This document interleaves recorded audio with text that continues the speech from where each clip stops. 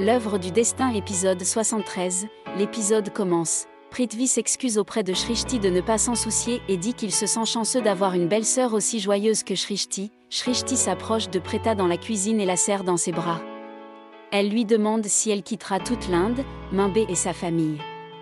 Preta sourit en disant qu'elle finira par revenir ici. Shrishti lui dit de ne pas partir. Preta explique qu'elle a eu une liaison avec Prithvi, que les gens vont maintenant la railler si elle ne se marie pas et que se passera-t-il si Deepak revient. Shrishti dit qu'elle n'a pas de bonnes impressions sur ce mariage et sur Prithvi. Shrishti dit à Preta qu'elle trouve Prithvi méchant. Preta dit que c'est peut-être parce qu'il l'emmène loin de la maison. Shrishti apporte du thé à Prithvi pour se lier d'amitié avec lui. Preta se demande si elle pensait vraiment ça. Sarla est heureuse de voir Shrishti apporter du thé. Elle pense que Shrishti veut s'excuser auprès de Prithvi. Elle apporte du thé à Prithvi. Il lui dit de donner d'abord à grand-mère. Grand-mère dit Prithvi en premier. Ce faisant, Shrishti fait volontairement tomber du thé sur sa main et lui reproche de ne pas avoir pris alors qu'elle l'avait proposé en premier. Prithvi se met en colère contre elle. Sarla et les autres sont choqués par son comportement. Grand-mère lui demande de se calmer. Prithvi réalise qu'il en a trop dit et s'excuse auprès de tout le monde, affirmant qu'il a perdu son sang-froid lorsque du thé chaud lui est tombé sur la main. Après cela, il demande à Sarla s'il peut emmener Preta avec lui au centre commercial pour lui acheter un cadeau, car sa mère voulait qu'il le lui offre une fois la date des fiançailles fixée. Ils partent. Sarla réprimande Shrishti pour avoir fait tomber du thé sur la main de Prithvi. Shrishti se dit intérieurement qu'elle déteste Prithvi. Ce serait une catastrophe si Karan ou Rishabh devenaient son Jija. Elle espère que cela arrivera vraiment. Les deux frères sont dans un showroom avec Sherlin. Karan dit à Rishabh qu'il ne voulait pas être là, car il n'y connaît rien en shopping. Rishabh lui répond qu'il a besoin de ses conseils d'expert. Au moins, il connaît les dernières tendances, ce que les filles aiment, etc. Karan promet de l'aider, mais en échange, il doit promettre de ne pas le gronder devant Preta. Rishabh le taquine. Karan s'apprête à partir. Rishabh dit qu'il plaisantait. Prithvi et Preta viennent également au même endroit. Preta hésite à entrer, car c'est une boutique chère. Prithvi dit que leur mariage est ce qui compte le plus pour lui. Il peut au moins dépenser quelques centaines de milliers de roupies pour sa femme. Ce n'est qu'un petit cadeau. Pour leur mariage, ils feront beaucoup de shopping. Il demande à Preta de choisir sa robe. Elle entre. Il se dit qu'il donnera à Preta ce qu'elle mérite plus tard, mais pour l'instant, il s'intéresse davantage aux millions de roupies de Rishabh. Pour cela, il peut dépenser de petites sommes. Rishabh ne sait pas quelle robe choisir. Il demande à Karan de l'aider. Karan voit une robe et dit qu'elle lui ira très bien. Rishabh demande pour Sherlin. Il dit non, pour sa petite amie.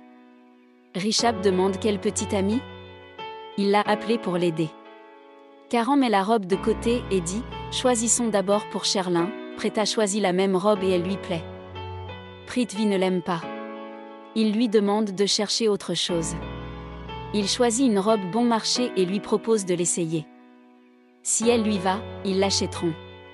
Preta accepte et s'en va. De son côté, Karan choisit une petite robe pour Sherlin. Rishabh dit qu'elle ne convient pas à une réception familiale. Karan lui suggère de faire une surprise à Sherlin, car Rishabh la lui offrira. Rishabh ne l'aime pas et dit qu'il la remettra. Karan dit d'accord, mais il ne l'aidera pas. Rishabh lui dit que s'il le dit, il essaiera. Karan se dit qu'il a volontairement choisi une mauvaise robe pour Sherlin. Karan lui achète quelque chose et va l'essayer. Preta allait aussi au vestiaire. Prithvi apporte une autre robe et lui demande de l'essayer aussi.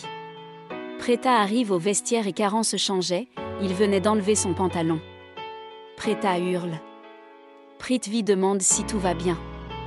Karan ne dit rien avec une voix de fille. Prithvi demande ce qui est arrivé à sa voix. Preta demande à Karan pourquoi il a parlé avec une voix de fille. Il dit qu'il est venu au vestiaire des femmes, alors il a pensé à essayer aussi la voix des femmes. Preta est irrité. Karan dit que s'il parle avec sa voix, que pensera Prithvi en les voyant ensemble dans les vestiaires? Prithvi demande si tout va bien. Preta dit qu'elle va bien. Quelque chose lui est resté dans la gorge. Il lui dit de se changer, il attend dehors. Karan la taquine en lui disant qu'elle va devoir rester avec lui maintenant parce que Prithvi est dehors. Ils se disputent qu'ils n'ont pas de bonnes manières. Karan dit à Preta qu'elle ne pouvait pas frapper. Elle lui demande d'enfiler son t-shirt en premier. Il refuse. Preta lui demande de s'asseoir, puis lui enfile sa chemise. Ils se regardent dans les yeux. La chanson de Sajda retentit. Preta lui demande alors de partir. Il lui demande ce qu'elle fait avec Prithvi. Elle répond qu'ils vont se fiancer. Preta annonce à Karan qu'elle et Prithvi sont fiancés. Karan lui demande pourquoi si tôt, même Rishabh et Sherlin se font faire un aîné demain. Il dit à Preta de refuser. Prithvi attendait devant les vestiaires des femmes. Une vendeuse lui demande d'attendre de l'autre côté, c'est les vestiaires des femmes. Prithvi se demande où était Sherlin.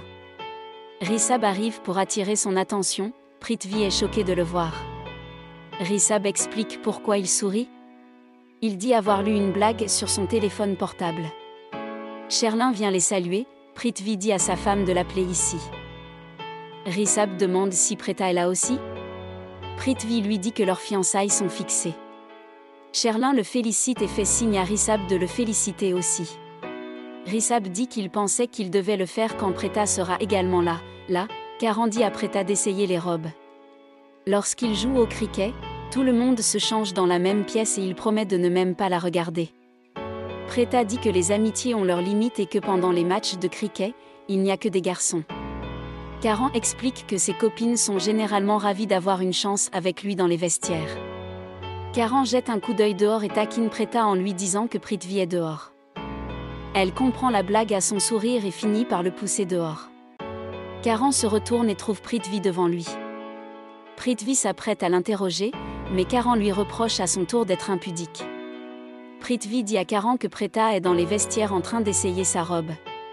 Karan va frapper à la porte pour dire à Preta à quel point Prithvi est dégoûté et lui dit qu'il doit faire annuler leur demande en mariage. Prithvi se demande s'il est devenu fou. Karan rit en disant que ce n'était qu'une blague. Il demande si Prithvi voulait savoir ce qu'il faisait dans les vestiaires des filles. C'est simple, il est venu pour une liaison avec Preta. Prithvi n'était pas prêt à accepter la blague cette fois. Preta sort des vestiaires et les trouve en train de se confronter. Avant que Prithvi ne donne son consentement, Karan dit que ce n'est pas du tout beau. Prithvi dit que c'est vraiment beau, après tout, c'est lui qui a choisi la robe. Preta accepte la robe. Prithvi dit à Karan que son avis n'était pas sollicité. Karan reçoit un appel de Rishabh, Preta sort également de la cabine d'essayage et confirme la robe.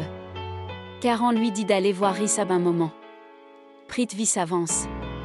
Karan demande la main de Preta, mais elle fait preuve d'une certaine attitude et s'éloigne. Raki arrive chez Sarla. Biji se plaint à Raki que Sarla ne lui ait pas parlé de l'accident. Elle promet à Biji de la prévenir si quelque chose se reproduit.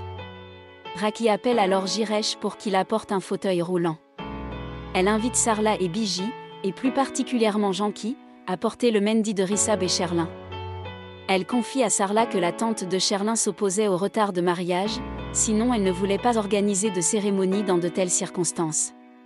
Sarla lui explique également comment arranger les fiançailles et le mariage de Preta et Prithvi. Ainsi l'épisode se termine. Merci et à très bientôt.